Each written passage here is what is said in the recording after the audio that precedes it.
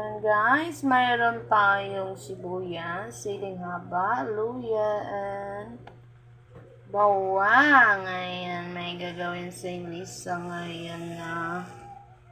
At meron tayo ditong 5 tuna. Nagbago ang isip ko, pinabili ko ng taba ng baboy yung anak ko. Yun yung halo ko. Kung makabili. Pag hindi, ito na lang.